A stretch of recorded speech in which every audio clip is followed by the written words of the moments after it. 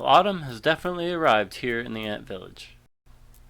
And after allowing myself to be distracted for most of the summer, working on Paul's projects or other aspects of my plot, it was now definitely time to get working on my house. And this meant felling, limbing, and peeling many more trees to be used in the structure. In this shot, newly arrived Aunt Jim is helping me fell a large tamarack, using a rope to coax it into the right direction. I'm choosing to use tamarack for most of my structure, since it shrinks less as it dries and is also much less likely to rot. But this also means ranging far and wide on the lab, searching for trees growing in the right situation, in which their removal will help benefit the health of the trees around them. In this way, the harvesting of trees can have a positive impact on the forest as a whole. Thankfully, my good friend Shelby showed up around this time to give me a hand with all this work. She fell right into the art of peeling bark while I finalized the design for my bathhouse and began bucking logs into the proper size.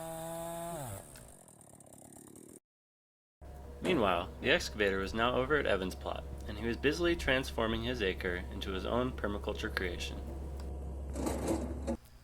I still had many more trees to gather, so I was spending a lot of time alone in the woods of Wheaton Labs, becoming more and more familiar with the art of felling trees.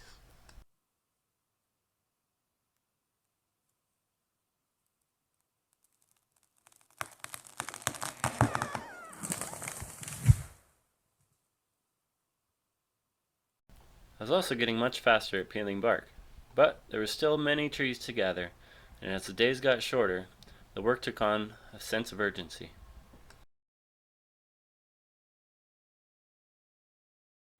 Of course, I'm not the only one preparing for winter.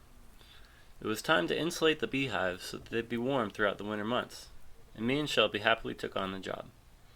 We stacked straw bales around the hive and secured them with twine, so the bees will have a much better chance of surviving this winter.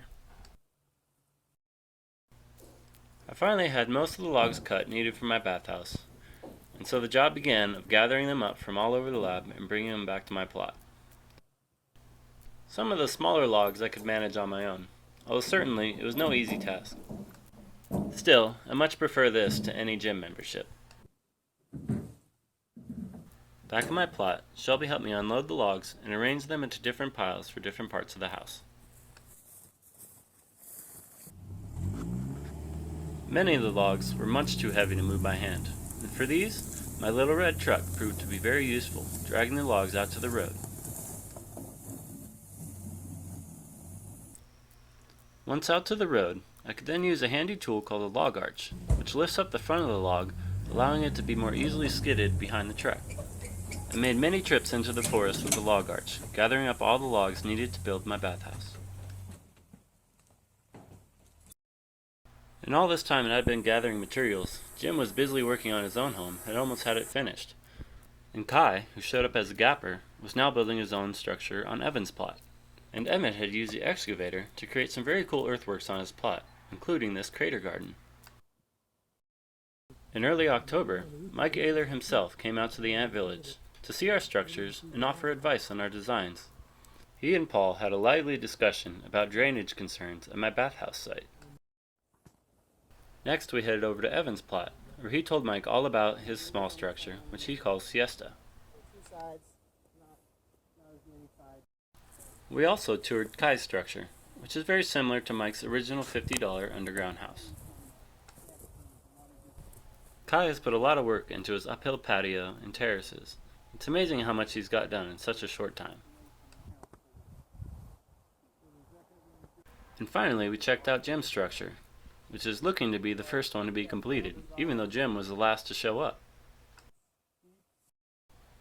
I still just had a hole in the ground, and couldn't help thinking I should have started at my house much earlier.